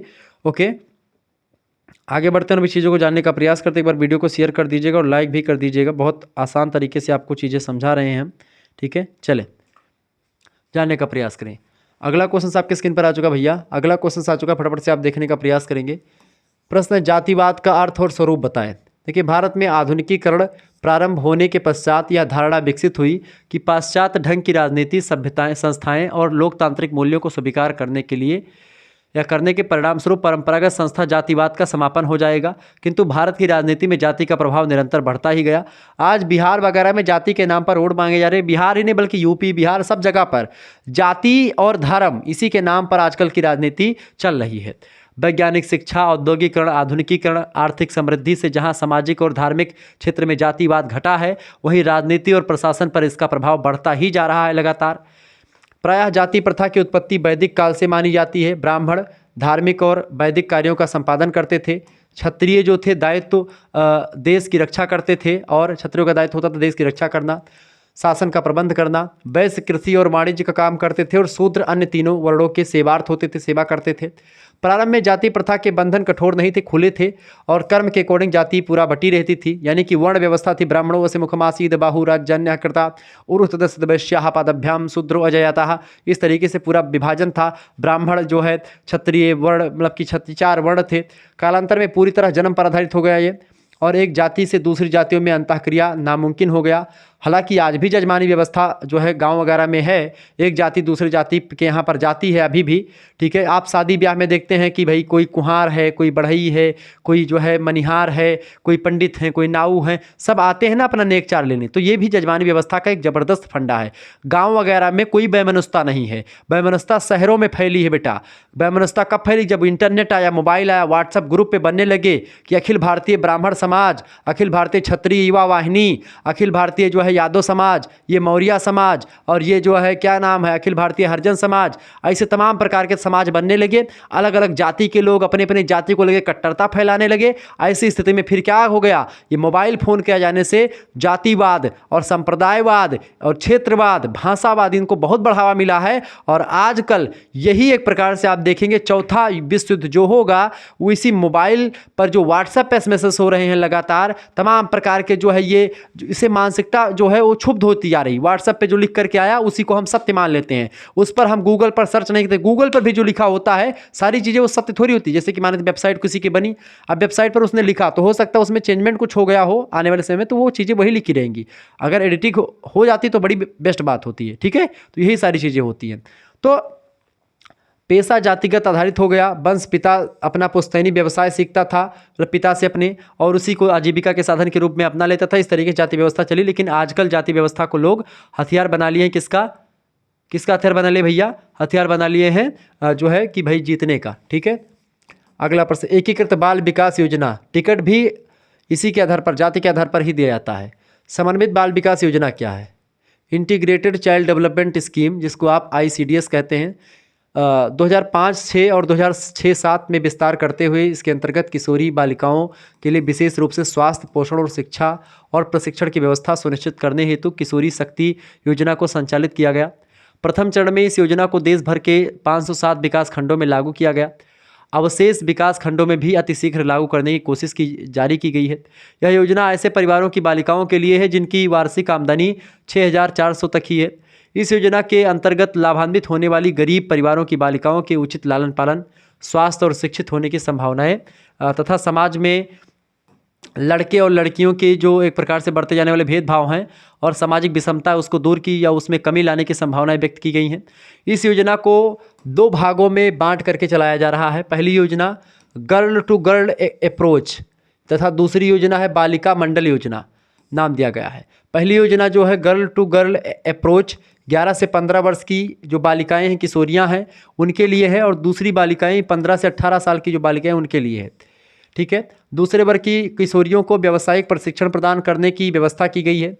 वर्ष 2016-17 और 18-19 के बजट में इस योजना के तहत क्रमशः 16,120 और 23,088 करोड़ आवंटित किए गए थे, ठीक है। ये एक प्रकार से 16,120 करोड़ रुपए 2017 में, और 2018-19 में 23,088 करोड़ रुपए जो है इस योजना के लिए दिए गए थे। अब योजना कहाँ तक सफल हुई, कहाँ तक लोगों को लाभ मिला, भगवान जाने। लेकिन हाँ, एक प्रकार से योजनाएं चलाई जाती हैं। आगे बढ़ते हैं और चीज़ों को जानने का प्रयास करते हैं। ओके, चले। अगला क्वेश्चन आ चुका है, प्रधानमंत्री उज्ज्वला योजना पर प्रकाश डालिए। देखिए, प्रधानमंत्री नरेंद्र मोदी के द्वारा 1 मई 2016 को बलिया उत्तर प्रदेश में प्रधानमंत्री उज्ज्वला योजना का शुभारंभ किया गया। इस योजना का उद्देश्य अगले 3 वर्षों में गरीबी रेखा से नीचे के 5 करोड़ लाभार्थियों को रसोई गैस के कनेक्शन प्रदान करना था। वित्त मंत्री अरुण जेटली उस समय थे। 2016-17 के बजट में इस योजना की घोषणा की गई थी और ये एक प्रकार से जो उज्ज्वला योजना है, मेरे हिसाब से इससे बहुत लोग लाभान्वित हुए हैं। उज्ज्वला योजना से घर घर में आप देखते हैं गैस कनेक्शन हो गया और 10 मार्च 2016 को प्रधानमंत्री नरेंद्र मोदी जी की अध्यक्षता में आर्थिक मामलों की मंत्रिमंडलीय समिति ने बीपीएल परिवार की महिलाओं को निःशुल्क एलपीजी कनेक्शन देने हेतु प्रधानमंत्री उज्ज्वला योजना को स्वीकृति दी थी। बेसिकली ये योजना बड़ी लाभान्वित हुई। मेरे हिसाब से ये योजना के लाभार्थी सभी महिलाएं रही हैं, सभी घर के लोग रहे हैं। योजना के तहत बीपीएल परिवारों को 5 करोड़ एलपीजी कनेक्शन प्रदान करने हेतु 8,000 करोड़ का प्रावधान किया गया था। इस योजना का क्रियान्वयन वित्तीय वर्ष 2016-17, 17-18 और 18-19 में किया जाएगा। योजना के तहत प्रत्येक बीपीएल परिवार को एलपीजी कनेक्शन के लिए 1,600 की वित्तीय सहायता यानी 1,600 रुपये की वित्तीय सहायता प्रदान की जाएगी। योग्य बीपीएल परिवारों की पहचान राज्य और संघ शासित प्रदेशों के साथ विचार विमर्श के द्वारा किया जाएगा कि किसको दिया जाना चाहिए, किसको नहीं दिया जाना चाहिए। योजना के लिए 1.13 करोड़ एलपीजी उपभोक्ताओं के द्वारा सब्सिडी छोड़ने से संचित धन का उपयोग किया जाएगा। समर्थ लोगों के द्वारा एलपीजी सब्सिडी छोड़ने हेतु गिव इट अप अभियान की शुरुआत जनवरी 2015 में हुई थी। ठीक है, यानी कि ये काम बड़ा ज़बरदस्त मेरे हिसाब से लगा। ठीक है, मोदी जी का वैसे कई काम इन्होंने अच्छे किए हैं। प्रधानमंत्री नरेंद्र मोदी ने 27 मार्च 2015 को आधिकारिक रूप से गिव इट अप कार्यक्रम का शुभारंभ किया। महाराष्ट्र 16.44 लाख एलपीजी सब्सिडी छोड़ने वाले उपभोक्ताओं के साथ शीर्ष स्थान पर बना हुआ है, क्योंकि वो मतलब कि सब्सिडी नहीं लेते हैं वो लोग। ठीक है, महाराष्ट्र के लगभग 16.44 लाख एलपीजी वाले। अन्य राज्य हैं जैसे दिल्ली 7.26 लाख लोग जो है एलपीजी गैस की सब्सिडी नहीं लेते हैं। गुजरात 4.2 लाख लोग, ऐसे उड़ीसा में 1.3 लाख और यूपी बहुत पीछे होगा इसमें। ठीक है, यूपी में सभी गरीब हैं, सब लेना चाहते हैं सब्सिडी, चाहे 226 रुपये मिले चाहे 126 रुपये मिले, लेना तो है भाई हमको। ठीक है, ये बात आप ध्यान रखेंगे। सरकार से कुछ भी मिले तो उसमें छोड़ने की क्या बात है, उसमें तो सभी लोग लेंगे। ठीक है, और यही यूपी की सबसे बड़ी सोच यही है कि भाई सभी लोग लेंगे, कुछ छोड़ने वाला नहीं है। ठीक है, चले। ज्ञातव्य है कि एलपीजी सब्सिडी छोड़ने वालों में 5 राज्य महाराष्ट्र, उत्तर प्रदेश, दिल्ली, कर्नाटक, तमिलनाडु योगदान लगभग आधा है। ठीक है, उपराष्ट्रपति वेंकैया नायडू ने 2 जनवरी 2019 को प्रधानमंत्री उज्ज्वला योजना के अंतर्गत 6 करोड़ रसोइया गैस कनेक्शन खानपुर दिल्ली निवासी जस्मीना खातून को प्रदान किया। द्रवीकृत पेट्रोलियम गैस रसोई गैस कनेक्शन के अंतर्गत कवरेज 2014 में 55% से बढ़कर के 2019 के प्रारंभ में 90% हो गया। इस योजना के अंतर्गत कनेक्शन पाने वाले लगभग 80% लाभार्थियों ने जो है रीफिलिंग कराई है। रीफिलिंग मतलब दोबारा से जो है फिलिंग करवाया है इन चीज़ों को। भारत में भाषा की समस्याओं का समाधान किस प्रकार किया जा सकता है? देखिए, भारत में भाषा की समस्या का समाधान कई परिप्रेक्ष्य में किया जा सकता है। पहला, ऐतिहासिक तथ्यों और आंकड़ों से यह स्पष्ट हो चुका है कि इस देश की राजभाषा हिंदी ही हो सकती है। हिंदी भाषी प्रदेशों को इन तथ्यों को स्वीकार कर लेना चाहिए। जो दक्षिण वाले विरोध करते हैं, बिल्कुल विरोध नहीं करना चाहिए उनको, चूँकि ये तथ्य स्वीकार है कि हिंदी ही एक प्रकार से भारत की राजभाषा हो सकती है और दूसरी नहीं हो सकती। ठीक है, चूँकि हिंदी भाषी ज़्यादा लोग भी हैं और इसके तथ्यों पर विचार भी हो चुका है और कई सारे तर्क भी दिए जा सकते हैं। दूसरी बात, हिंदी और अहिंदी भाषी लोगों के मध्य उग्रता से बचना चाहिए। जो लोग हिंदी बोलना नहीं जानते हैं उनकी समस्याओं पर ध्यान दिया जाना चाहिए कि वो क्यों नहीं बोलना मतलब कि जानते हैं, उनको हिंदी बोलने के लिए ज़्यादा प्रेरित ना करें, लेकिन हाँ जो है कुछ उनके लिए अनिवार्य सब्जेक्ट के रूप में कर दें। हिंदी भाषा को लोकप्रिय बनाने के लिए कुछ रचनात्मक कार्य किया जाना चाहिए। इसके लिए सरल हिंदी की पुस्तकें लिखी जानी चाहिए। प्रांतीय शासन और सभी स्तरों पर शिक्षा का माध्यम प्रादेशिक भाषा में होना चाहिए, वहाँ की अपनी भाषा में। जैसे तमिल में तेलुगु भाषा में ही सब चीज़ पढ़ाया जाए। तेलुगु और हिंदी करते हैं, अंग्रेजी करते हैं, 3 भाषा करते हैं। अंग्रेजी का प्रयोग सीमित किया जाए, लेकिन उसे पूरी तरह नष्ट ना किया जाए। इसके अलावा शैक्षणिक भ्रमण और सांस्कृतिक कार्यक्रमों के माध्यम से भारतीय भाषाओं में संपर्क स्थापित किया जाए। इसके अलावा त्रिभाषा सूत्र को पूर्ण निष्ठा से लागू किया जाए, यानी एक क्षेत्रीय भाषा, एक हिंदी, एक इंग्लिश। राजनीतिक स्वार्थ के लिए किसी भाषा का दुरुपयोग बिल्कुल भी ना किया जाए। क्योंकि राजनीति अगर ना हो किसी भी चीज़ में तो बहुत अच्छे तरीके सारी चीज़ें हो जाएंगी, लेकिन ये जो नेता लोग होते हैं कहते हैं जा छोड़ो, अपना काम तो हो ही रहा है, काहे के लिए परेशान है, ये सब खत्म हो जाएगा सारा मुद्दा, तो चुनाव किस पे लड़ेंगे। अगला प्रश्न, संविधान की 8वीं अनुसूची में कौन कौन सी भाषाएं शामिल है? संविधान के अनुच्छेद 344 के 1 में 22 भाषाएं सम्मिलित हैं जिन्हें मान्यता प्रदान की गई है, और बेसिकली ये 8वीं अनुसूची में भारतीय संविधान की 22 भाषाओं को शामिल किया गया है। पहले 14 भाषाएं या 12 भाषाएं ही थी, पहले 14 भाषाएं थी, लेकिन अब जो है 22 भाषाएं हैं। पहली असमिया, दूसरी बंगला, तीसरी गुजराती, फिर हिंदी, कन्नड़, कश्मीरी, कोंकणी, मलयालम, मणिपुरी, नेपाली, मराठी, उड़िया, पंजाबी, संस्कृत, सिंधी, तमिल, तेलुगु, उर्दू, डोगरी, मैथिली और बोडो, संथाली, ये सब भाषा सम्मिलित हैं। लेकिन यहीं पर आप देखेंगे मैथिली और संथाली ये बिहारी हिंदी की 2 बोलियां हैं। एक बोली और है इसमें बिहारी हिंदी की, भोजपुरी। भोजपुरी का साहित्य भी एक प्रकार से रहा है, लेकिन साहित्य बेसिकली मैथिली और संथाली का ज़्यादा रहा है, इसका थोड़ा सा कम मिल आता है। लेकिन यहाँ पर जो है गाने बजाने खूब निकल रहे हैं, भोजपुरी का इंडस्ट्री बन चुकी है। तो भोजपुरी जो है ये बेसिकली एक प्रकार से अभी तक इसमें शामिल नहीं हो पाई है। इसको लेकर के चाहे निरहुआ की बात करें, चाहे रवि किशन की बात करें, या जो है पवन सिंह की बात करें, या जो भी हैं, इन सभी लोगों ने बड़ा प्रयास किया हुआ है, और हो सकता है कि अगले कुछ दिनों में भोजपुरी को दर्जा मिल जाएगा इसमें शामिल करने का। ठीक है, अगला क्वेश्चन आपकी स्क्रीन पर आ चुका, फटाफट से आप देखने का प्रयास करें। क्षेत्रीयतावाद को किस प्रकार रोका जा सकता है? देखिए, राष्ट्रीय एकता के लिए क्षेत्रीयता कोई अच्छी बात नहीं है, इन पर रोक लगाना अच्छा ही है, और इस संबंध में कई सुझाव दिए जा सकते हैं। पहली बात तो केंद्रीय सरकार नीति इस प्रकार हो, उसकी नियम इस प्रकार हो जिससे सभी क्षेत्रों का संतुलित विकास हो। दूसरी बात, क्षेत्र के सभी क्षेत्रों को आर्थिक सुविधाएं समान रूप से मिलनी चाहिए। तीसरी बात, भाषा संबंधी विवाद का हल अतिशीघ्र किया जाना चाहिए। इस संबंध में सभी क्षेत्रीय भाषाओं का सम्मान किया जाना चाहिए, समान मान्यता दी जाए।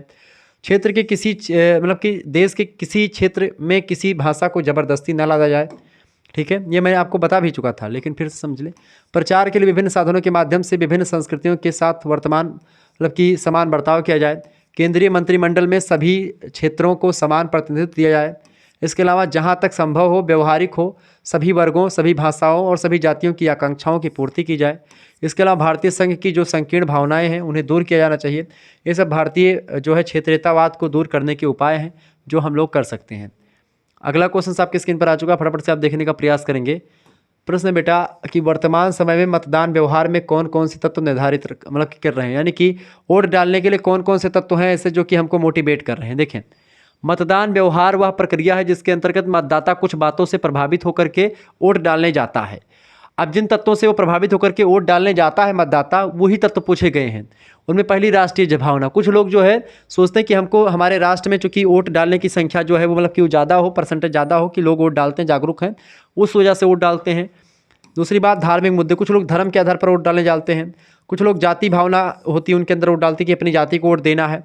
ठीक है, कुछ लोग जो है क्षेत्रता की भावना कि हमारे क्षेत्र का बंदा लड़ा है, इस वजह से देते हैं। कुछ लोग कुशल नेतृत्व और व्यक्तित्व को देख करके देते हैं, यानी कि नेता अच्छा है, व्यक्तित्व इसका अच्छा, इसको वोट देना बहुत जरूरी है, इस वजह से देते हैं।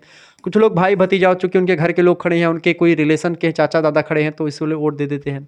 कुछ लोग क्षेत्र के विकास के लिए वोट देते हैं कि भाई हमारे क्षेत्र का विकास होगा। कुछ लोग जनहित में कार्य करने की भावना की वजह से वोट देते हैं कि भाई जनता का हित होगा इससे। ठीक है, तो ये तमाम प्रकार के फैक्टर्स होते हैं जो कि मतदान को प्रभावित करते हैं। अगला क्वेश्चन आ चुका है, भारत में दल परिवर्तन के मूल कारण क्या हैं, लिखिए। देखिए, भारत में दल परिवर्तन के कई मूल कारण देखे जा सकते हैं। भारत में लोग जो पॉलिटिकल पार्टीज़ हैं वो दल क्यों बदलती हैं, जैसे भाजपा कि भाजपा में कुछ लोग कभी कभी छोटी पार्टियां शामिल हो जाती हैं, कभी कभी कांग्रेस में शामिल हो जाती हैं। तो ये क्यों होता है ऐसा, इसके पीछे क्या लॉजिक है, क्या कारण है? देखिए, भारत में दल परिवर्तन के कई कारण हो सकते हैं। पहला है, दलों में आंतरिक गुटबंदी हो जाती कभी कभी। प्रायः सभी दलों में गुटबंदी देखने को मिल रहा है। यही गुटबंदी दल परिवर्तन का एक प्रमुख कारण बनती है। जिस गुट की उपेक्षा की जाती है वह गुट जो है वह दल जो होता है परिवर्तन के लिए तैयार हो जाता है और दूसरे पार्टी में जाकर के मिलने के लिए तैयार हो जाता है। कभी कभी पद का आकर्षण, क्योंकि पद का आकर्षण दल परिवर्तन का एक महत्वपूर्ण कारण बन रहा है। दल परिवर्तन करने से मंत्री पद आसानी से मिल जाता है। जैसे कि मान लेते हैं भाजपा में जो पार्टी शामिल है और कांग्रेस वाले उत्साह है, भैया हम आपको रक्षा वाला मंत्रालय दे रहे हैं या आपको गृह मंत्रालय दे रहे हैं, आ जाइए। छोड़ो भाजपा को, हमको कौन सा मंत्रालय दिए हैं, छोड़ करके भाजपा से कांग्रेस में चले गए। अब भाजपा से छोड़ा कांग्रेस में गए तो भाजपा का जो है कुछ सांसद कम होंगे ना, जो पार्टी जाएगी। ऐसे 4-5 पार्टी, जो 2-3-4 पार्टी उनको निकाल लिया, भाजपा की सरकार गिर गई। ऐसे कांग्रेस सरकार पार्टी निकाले, तो इस तरीके से होता है। महाराष्ट्र वगैरह में आप देखते तमाम प्रकार की चीज़ें हुई हैं ऐसे। तीसरी बात, आर्थिक लाभ। दल परिवर्तन का एक कारण होता है धन। दल परिवर्तन करते समय विधायकों और सांसदों की बिक्री होती है कि भाई इतना रुपया हम दिए थे, इतना रुपया हम दे रहे हैं। इस तरीके से तमाम रुपए में सांसद विधायक बिक जाते हैं, वास्तव में बिक जाते हैं, इसमें कोई दो राय नहीं है। दे दिया भाई, कितना कमाओगे तुम सांसद विधायक बन करके, ले लो इतना पैसा और आ जाओ हमको, मतलब कि हमको बना दो, हमारी सरकार बना दो। नैतिकता का अभाव, चूंकि नेताओं में नैतिकता का अभाव होता है। हमारे देश में राजनीतिक दलों का निर्माण नीतियों और सिद्धांतों के आधार पर नहीं बल्कि सत्ता प्राप्त करने के लिए होता है। जब ऐसा लाभ मिलने की संभावना किसी दल में होती है तो सदस्य उसी में चले जाते हैं जहां पर उनका फायदा होता है। वो ये सिद्धांत नहीं देखते कि हमारा सिद्धांत है ये समाजवादी सिद्धांत, समाजवादी पार्टी है, क्या वो समाजवाद को फॉलो करती है या समाजवाद की विचारधारा को जानती है? नहीं जानती है। समाजवाद क्या है, पूछो कार्ल मार्क्स के बारे में उनसे। कोई नेता आपके समाजवादी हो, उनसे पूछो कि कार्ल मार्क्स कौन थे, कार्ल मार्क्स की विचारधारा, वर्ग संघर्ष की विचारधारा बताओ, अतिरिक्त मूल्य का सिद्धांत क्या है, कुछ पूछ लो उनसे जाकर के। बड़े समाजवादी बने हो, समाजवाद के जो मुख्य सिद्धांत है बताओ, साम्यवाद क्या है, वैज्ञानिक समाजवाद के जनक कौन है, कुछ भी प्रश्न जाकर के उनसे थोप दो मुख्य, नहीं बता पाएगा। क्योंकि उनको सिद्धांतों से मतलब नहीं है, उनको बस पार्टी में आने का मतलब ये कि पैसा कमाना, दूसरा काम कि अपना एक ग्लैमर फिक्स करना, तीसरा काम क्या, एक वर्चस्व तो स्थापित ही है, साथ ही साथ पैसा कमा ही रहे हैं और पद भी मिल जा रहा है, ठीक है, और उनकी आने वाली पीढ़ी बढ़िया सुखी है, लड़का उनका बढ़िया जो है स्कूल में पढ़ता है, बढ़िया स्विमिंग पूल में नहाता है और हेलीकॉप्टर में उड़ता है। बस यही तो है नेताओं की जो है जीवन, और क्या है, ठीक है। पांचवा, शासक दल का कम बहुमत। कभी कभी क्या होता है, जो दल सत्ता में होती है उसे कम बहुमत मिलना दल परिवर्तन का एक कारण बनता है। सन 1999 में भाजपा को लोकसभा में कम बहुमत मिलना ही दल परिवर्तन का कारण बना। ऐसे में जब जो सत्ताधारी दल है उसमें कम बहुमत मिलता है तो छोटी छोटी पार्टियां होती हैं, बड़ी फुदकने लगती हैं, ठीक है। जैसे बरसात में मेढक जो है टर्राते हैं, ऐसे ही छोटी छोटी पार्टियां जो होती हैं, जब बड़ी पार्टियों को बहुमत कम मिलता है तो कहते हैं अरे हम उसमें जा रहे हैं, हमको कोई मंत्रालय चाहिए। अब मंत्रालय अगर दे दिया तब तो रुक गए, नहीं दिया तो दूसरे में चले गए, वहाँ पे मंत्रालय ले लिया। इसी वजह से दल परिवर्तन खूब होता है। छठा, दल का नेतृत्व दीर्घकालीन। जब किसी दल में नेतृत्व काफ़ी लंबा हो जाता है तो उसके खिलाफ दल परिवर्तन होना स्वाभाविक सी बात है, क्योंकि अंदर क्या चलने लगता है, वो एक प्रकार से चलने लगता है। कुछ चीज़ें होती हैं भाई, सभी में चलती हैं। अगला प्रश्न, दल परिवर्तन के कारण कब कब भारत में सरकारें प्रभावित हुई हैं?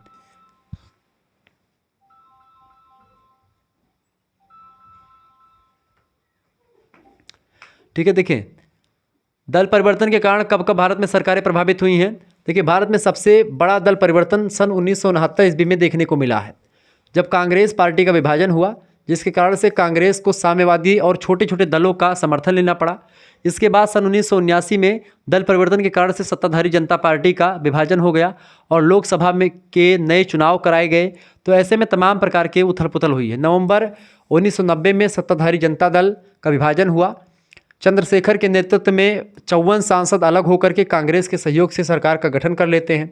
यह सरकार अधिक दिनों तक नहीं चली, चूँकि फिर वही दिक्कत हुई और 1991 में पुनः लोकसभा के नए चुनाव कराए गए, जिसमें कांग्रेस को सबसे अधिक सीटें प्राप्त हुईं। नरसिम्हा राव के नेतृत्व में अल्पमत सरकार का गठन किया गया। इसके बाद जनता दल का 2 बार विभाजन हुआ। बाद में सदस्य कांग्रेस में वे शामिल हो गए, पहले राम लखन सिंह यादव के नेतृत्व में, इसके बाद अजीत सिंह के नेतृत्व में दल परिवर्तन हुआ और इन दल परिवर्तन में कांग्रेस को स्पष्ट बहुमत मिलता है। और इस तरीके से दल परिवर्तन जो हुए हैं भारत में कई बार जो है सत्ता में हेर फेर किए हैं, इसमें कोई दो राय नहीं है। अगला क्वेश्चन आपकी स्क्रीन पर आ चुका है, किसी दल के कितने विधायक या सांसद अलग होते हैं तो उनकी सदस्यता समाप्त हो जाती है। अगर कोई दल है या कोई पार्टी है उसके विधायक या सांसद कितने अलग हो जाएं कि उससे सदस्यता समाप्त हो जाती है। देखें वर्तमान दल बदल कानून के अनुसार अगर देखें जो 10वीं अनुसूची में लिखा गया है, किसी भी दल के 2/3 विधायक या सांसद यदि दल परिवर्तन करते हैं, यानी कि मान लेते हैं कोई एक पार्टी है उसके 50 सांसद हैं उसके पास और उसमें से 2/3 यानी 2/3, यानी कि अगर आप इसको भाग कर देंगे, ठीक है, इसको आप मान करके चलो कि अगर इसको 3 एकम 3 3 त्रिका 9 सॉरी 3 एकम 3, ठीक है, और 20 हो जाएगा 3 छक 18 16, ठीक है, 3 छक 18 फिर 20 हो जाएगा।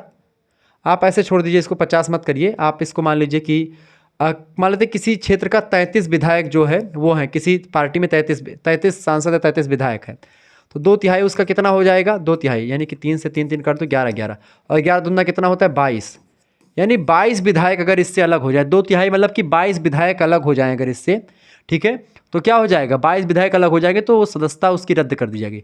ये सदस्य जिस दल के टिकट पर वे निर्वाचित हुए थे उसे छोड़ करके वे अलग दल बना ले सकते हैं, लेकिन उनके साथ 2/3 सदस्यों का होना बहुत ज़रूरी होता है।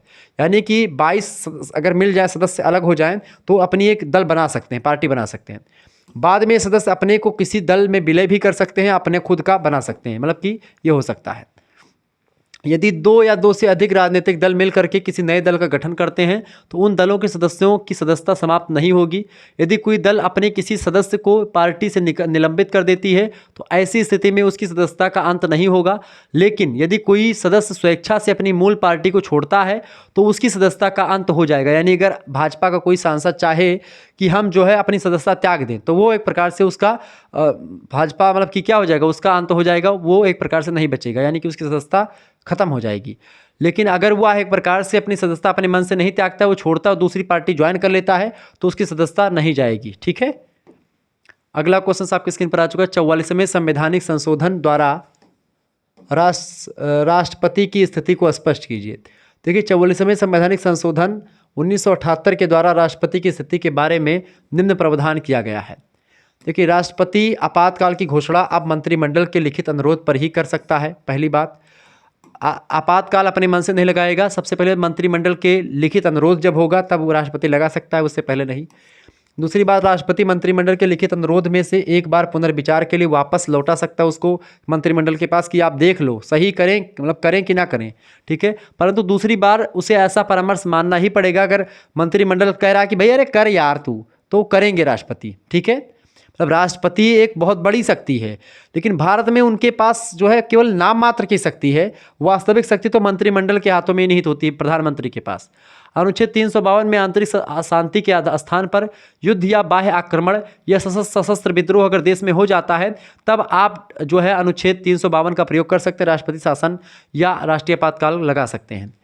चौथी बात, राष्ट्रपति के द्वारा की गई आपातकाल की घोषणा संसद के द्वारा 1 माह के अंदर अनुमोदित होना चाहिए।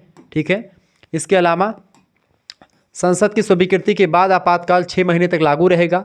संसद उसे पुनः 6 माह के लिए बढ़ा भी सकती है। संसद के साधारण बहुमत से आपातकाल को समाप्त भी किया जा सकता है, ये बात आप ध्यान रखेंगे। आपातकाल यानी इमरजेंसी लगी थी कब? इंदिरा गांधी के समय में। ठीक है,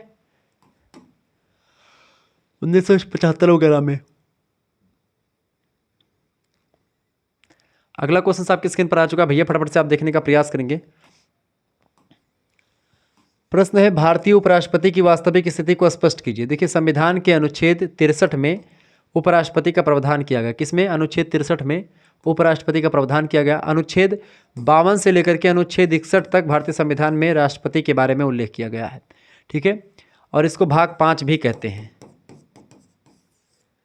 चलिए, अनुच्छेद 63 में एक उपराष्ट्रपति के पद की व्यवस्था की गई है। इस पद के लिए योग्यता राष्ट्रपति के समान होनी चाहिए और वह राज्यसभा का सदस्य निर्वाचित होने की योग्यता रखता है, यानी कि वो राज्यसभा का सदस्य बनने के योग्य हो। ठीक है, ये बात, चूंकि राज्यसभा का सदस्य अगर बनने की योग्यता नहीं रखता होगा, चूंकि उपराष्ट्रपति भारत का जो है पदेन सभापति होता है, मतलब कि राज्यसभा का सभापति होता है। वो जो भारत का उपराष्ट्रपति होता है वह एक प्रकार से राज्यसभा का सभापति भी होता है। जैसे लोकसभा के अध्यक्ष का चुनाव होता है, लेकिन उपराष्ट्रपति का चुनाव जो होता है वो राज्यसभा के सभापति के लिए ही होता है, वो राज्यसभा का सभापति होता है। ठीक है, उपराष्ट्रपति का निर्वाचन एक निर्वाचक मंडल के द्वारा किया जाता है, जिसमें सांसद दोनों सदनों के सदस्य शामिल होते हैं, यानी कि राज्यसभा और लोकसभा के सांसद वोट देते हैं। उपराष्ट्रपति का कार्यकाल 5 वर्ष निर्धारित है, लेकिन समय से पूर्व भी उसको अपना त्यागपत्र राष्ट्रपति को सौंप सकता है वो। ठीक है, अगर चाहे तो हट सकता है, या जो है उसको जो है अनुच्छेद 61 के तहत उसको हटाया जा सकता है। अनुच्छेद 61 में वैसे तो राष्ट्रपति को हटाने का प्रावधान है, महाभियोग की प्रक्रिया बताई गई है, किस तरीके से राष्ट्रपति को उसके पद से हटाना है, पूरी बात लिखी गई है उसमें। ठीक है, चले, दबाव समूह की परिभाषा अथवा अवधारणा स्पष्ट करते हुए उसकी विशेषताओं या उसके लक्षणों की विवेचना कीजिए। देखिए, आधुनिक राजनीतिक विज्ञान में राजनीतिक दलों की तरह ही दबाव समूह यानी कि प्रेशर ग्रुप्स और हित समूहों के बारे में अध्ययन को ही भी महत्व दिया जा रहा है। दबाव समूह जैसे कि आरएसएस हो गया, या जो भी एक प्रकार से मुस्लिमों की कुछ पार्टी हो गई, या किसानों का संघ हो गया, या विद्यार्थियों का संगठन हो गया। ठीक है, ये सब क्या है बेटा? ये सब एक प्रकार से क्या है? ये सब दबाव समूह है, राजनीति को प्रभावित करते हैं। क्या करते हैं ये राजनीति को प्रभावित करते हैं, राजनीति को बदल भी सकते हैं, राजनीति में भाग ना लेकर के राजनीति में अपने वर्चस्व कायम रखते हैं और राजनीतिक लोगों से अपने काम को करवाते हैं, अपने अपने संगठन के लोगों के हित करवाते हैं। ठीक है, आज की लोकतांत्रिक राजनीति में राजनीतिक दलों की तरह ही ये भी महत्वपूर्ण भूमिका निभा रहे हैं। जो प्रेशर ग्रुप्स हैं वो इनकी भूमिका की उपेक्षा कर आज की राजनीति की सही समीक्षा नहीं की जा सकती। यूँ तो कतिपय विद्वानों ने दबाव समूह और हित समूह को अलग अलग नहीं अपितु एक ही अवधारणा के रूप में मतलब कि स्पष्ट किया है, परंतु दोनों को एक ही अर्थ में लेना मेरे हिसाब से या कुछ विद्वानों के हिसाब से ठीक नहीं होगा। ठीक है, एक दूसरे का पर्यायवाची मानना उचित नहीं, क्योंकि दोनों में भिन्न भिन्न अवधारणाएं हैं और जिन विद्वानों ने इन्हें अर्थ में एक ही अर्थ में लिया उन्हें उनमें खास करके आप देखते हैं ग्रेबियल आमंडेक मानते हैं, रोमन कोकोपिज, हिचनर और हाबोल्ड इनके नाम प्रमुख हैं। उन्होंने दबाव समूहों के लिए हित समूह अलग अलग अवधारणाओं के रूप में हैं, परंतु दोनों के बीच अटूट संबंध है। हित समूह ही दबाव समूह का रूप धारण करते हैं। ठीक है, वैसे तो समाज हमेशा हितों के आधार पर विभक्त रहा है, अपने हित साधने के लिए हित समूह बनता है, लेकिन जब वह हित एक प्रकार से दबाव डाल करके राजनीतिक पार्टियों से काम करवाता है तो दबाव समूह बन जाता है। परंतु हित समूह की भावना आज की लोकतांत्रिक राजनीति की देन है। जब किसान, मजदूर, कर्मचारी, बुद्धिजीवी तथा समाज के अन्य लोग अपने अपने हितों का आधार भिन्न भिन्न समूहों और वर्गों में बांट जाते हैं और अपने औपचारिक और अनौपचारिक संगठन आदि बना लेते हैं, तब उनके समूह या वर्ग हित समूह कहे जाते हैं। जब वे राजनीतिक या राजनीति में दबाव डालने का काम करते हैं तब उन्हें हम दबाव समूह कहते हैं। ठीक है, अपने हित को साधने के लिए तो हित समूह बनेगा, लेकिन जब वो राजनीति में दबाव डालते तो वही दबाव समूह के रूप में जाने जाते हैं। ठीक है, ये बात आप दे। दबाव समूह भी राजनीतिक दलों की तरह व्यक्तियों और शासन के बीच संबंध के महत्वपूर्ण सूत्र होते हैं।